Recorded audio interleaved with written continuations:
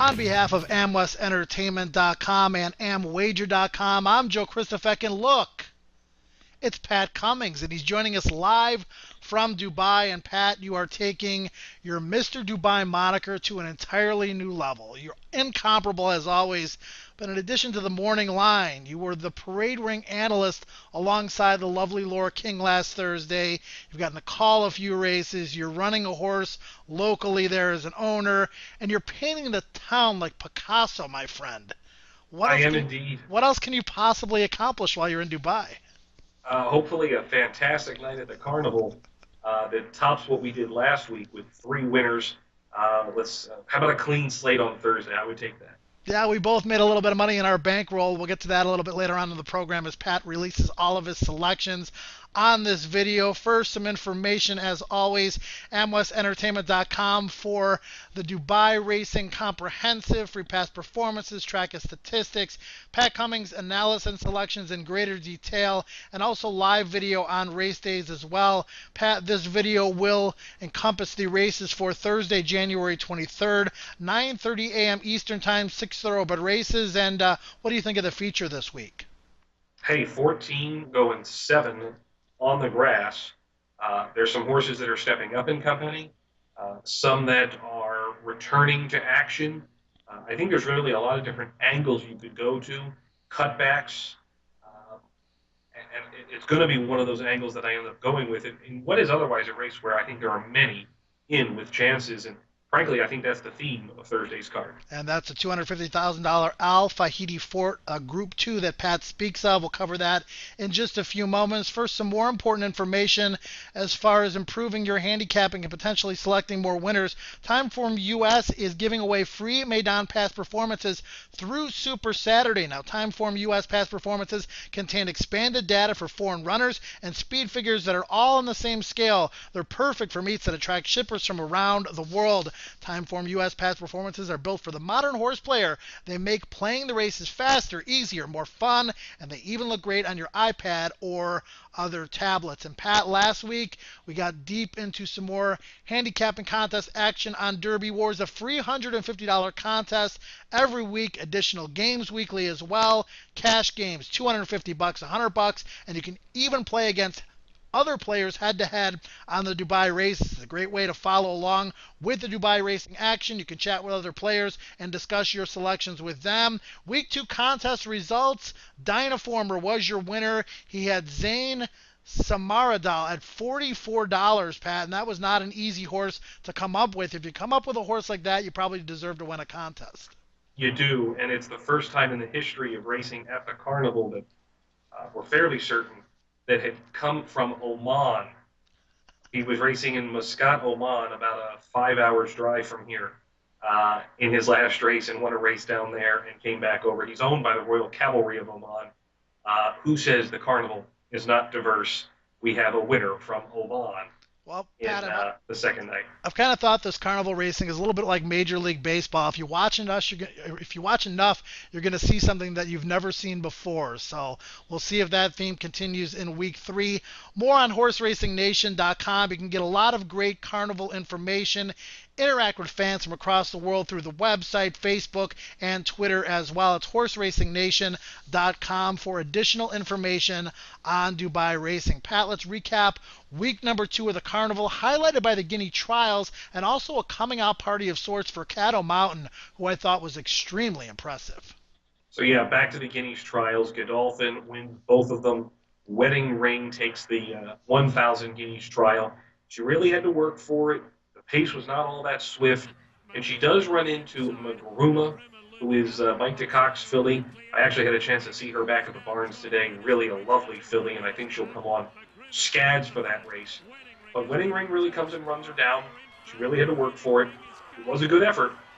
And the thing about this race is that her final 200-meter split was as fast as the second-place finisher in the Dubawi Stakes. So we're taking a young 3-year-old filly who got a slow pace. She did have some energy left in the end. She kicks for home. And over a longer trip, she came home as fast as Russian Soul did in the Dubawi Stakes. And we'll see that video in just a second. On the male side of things, in the 2,000 Guineas Trial, it was, I wasn't all that keen on the Godolphin runners, and they end up winning one. They get it with Emirates Flyer. They run second with Safety Check, who I think actually may have been best in that race. One to watch maybe from the back was Figure of Speech, who was a very wide sixth placer. Uh, this was a much faster heat than the fillies, but I'm not 100% sure. I thought the third also ran a very good race, My Catch, who set that hot tempo and still stayed on towards the end.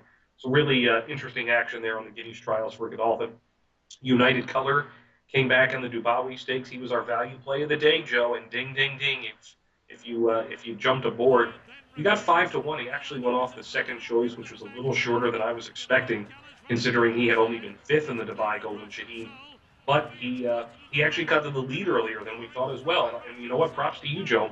You thought the race looked like a muddling pace on paper. You were 100% right. I was wrong on that one. You had it right. United Color. He was the one. And then Catamount, who probably could have won the first race on the Carnival. He was our best bet of the day. Probably could have won it by 8. He only ended up winning by 2. He was eased down at the end on what was really just a very impressive performance. And his handicap rating is put up high enough. He'll probably go into stakes action next time. I will say this about Russian Soul, though, Pat. Broke a little slowly from the gate. Didn't have the greatest of trips. May have been up there pressing the pace, and with a little bit better trip, may have proved best in that race. But you and I nailed it, and hopefully we can do some more damage a little bit later on in this program with our selections and our bankroll. Pat, let's talk about the Thursday opener. It's a 1,200-meter dash. It's on the all-weather Tapeta. It's the Golf News tabloid. The Aussie-bred Merhi appears to be the class of this field, but a tepid 4-to-1 morning line favorite off the bench here. First ever try on the all-weather. Does that have something to do with the tepid morning line? It's a combination of that and the fact that he's coming off the layoff. How the Mike DeCock South African runners have done. None of them have stepped up to win off the bench from South Africa just yet. Although we'll talk more about that later in the program. Look, I think that this race uh, comes down to what happens with one particular horse, and that is maybe a bit of a mystery horse in the form number 7, Al Rahajan. Al Rahajan coming in from Saudi Arabia. We have video. Let's go back to it. This was his last race at King Abdulaziz Racecourse in Riyadh. He is on the lead here. This is what he does. 3 starts at 1,200 meters, 3 wins, pretty much all of them from the front. And this last win was a blazing track record performance in 110.06 seconds. That's a time straight from the break of the gate. So in American parlance, he's doing like 107 and a half, 108 flat. This was very impressive. If he has any affinity for the Tapeta, he is the one to catch in a race that, frankly, the form behind here is not wildly uh, striking to me. If number 16 Conveyance were to draw in, Joe, I think it changes the pace dynamic. I don't think that'll happen. But look, it's catch me if you can for Al Raihajan, and I'll give you a really random statistic. In the last 2 years, when Mikhail Barzalona has ridden for King Abdullah bin Abdulaziz of Saudi Arabia in Riyadh, 5 wins, 2/3 from 9 starts. He knows those horses. He gets on with them well. He'll watch the video. He'll have the instructions. He's going to the front. Catch me if you can in a race that I don't think offers uh, a great amount of competition, bar the Mike DeCock runner, number 2 Murhi, who is coming off the bench. I actually went ahead and made El Raihajan in a bit of a crazy day my best bet of the day. Yeah, it's a day full of potential prices, and the one that you're giving us is the Amwager Best Bet of the Day. Should offer a square price as well. So best of luck with that. We'll try to kick it off with the opener and pat our bankrolls with Pat's Amwager Best Bet of the Day. Pat, on to race number 3. This is a Golf News Classified 1,600 meters or 1 mile on the Tapeta. Birdie Whistle and Mont Rab, third and fourth respectively, behind the late closing Fulbright last out, are the tepid morning line choices at 5-to-1 and 6-to-1 respectively. Now, myself, I wasn't all that impressed by that pair. It looks like this, amongst many races with value opportunities, may be the best one of all on the card. Yeah, 16 horses, Joe. I think all 16 could win this race. And when you have that, you have to go and off on a little value hunt. But let's go back and look at these top 2 choices. They both ran. We're going to show 2 videos here. First, is the race where both Bernie Whittle, who is that 5-1 lukewarm morning line favorite, and Montrass come out of it. Montrass is up front. He's in the white colors. And then at the back of the pack is Bertie Whittle in the black silks off the rail. He did cover some extra ground. And as we play out the stretch run here, it was an interesting pace setup in the sense that Montrass ended up really on the pace where modern history was setting it. Fulbright comes from off the pace and comes over the top of the field. Bertie Whittle is, I think, really drawn into the pace in this particular spot. So I think of the two, Montrass is better. He was close to that hot tempo and he stayed on. Bertie Whittle came from the back. Fulbright was a 7-1, relatively ignored Godolphin trained runner. I'm passing on all of them, Joe. Again, I think you have to go searching for some value. And we're going to go and take a look at another video, and that was from the run on turf of Disa Leader. And I'm really getting a little creative here, but in a race of 16 where I think it's this open, let's go back to it. He's in the white colors under the ride of the Mauritian-based magician Johnny Gerudis, who he gets himself into a little bit of trouble here in the stretch. Between he and Dormello, who's in the yellow colors, and he actually runs in the second race on the card, these two basically are two horses going for a spot that's about 1.5 horses wide, and neither of them gets it. So to me, Diesel Leader, I think, will come on for this. It wasn't a terrible run at all. Last year when he went turf to Tapeta over the mile, it was really his best performance in the UAE overall. I think that's something that has to be strongly considered here, that in a field that is very wide open and also that has a lot of pace in it, I think Solar Deity, number 4, goes forward. Captain Joy, Silver Ocean, uh, Montrass, again, will go forward, and number 16, Not a Given Could. I actually went with Disa Leader here at a price, and I made him the Amwager value play of the day in race 3, number 12, Disa Leader. Yeah, Pat, lots of reasons to like this horse. Never really got a chance to run in that race. Mile probably Diesel Leader's best distance. He's never won on the all-weather, 10 wins on grass, but he's kind of been a tough luck horse of late. So I think a lot of things point to this horse as well. And watching that video and looking at what we see on paper, I think Diesel Leader also has a big chance in this event. Let's move on in greater detail to race number 5. But first, we've got a track stat of the day for race number 4, a 2,000 meter all-weather handicap. This does offer up the track stat of the day, as I mentioned, and it's going to kind of tie into one of my value plays a little bit later on because it's a track stat of the day and for other reasons as well. Number 10, Lagali Al-Andalus. He ran in that third race on the first night of the Carnival, which was very slow early. He was wide throughout, covered 12 meters more than the winner. He was a very long price on the board. The winner was not as long as he was, Busker, but he covered 12 meters more. He was beaten a length and a quarter. 12 meters equates to roughly 4.5 lengths of extra ground coverage. He's had some success on this surface before. I don't know if he is a strong win candidate, Joe, but to place again, it's only a field of 10. It's certainly not the best. The Godolphin runners have some things going against them. I think Lagali Al-Andalus, I'm tipping him, I think, third in this spot, third or fourth. I think he can get a placing action. And again, probably at a decent price. Oh, Pat, this is a tougher spot, but in addition to the ground covered, horse got shuffled early on. It was a slow pace. Horse closed well despite the wide trip. This, as I mentioned, a tougher spot, but it looks like there's a ton, at least on paper, of early speed in this race, which may set the table for a closer like this 8-1 shot, who I'm going to make one of my price plays a little bit later on in the program.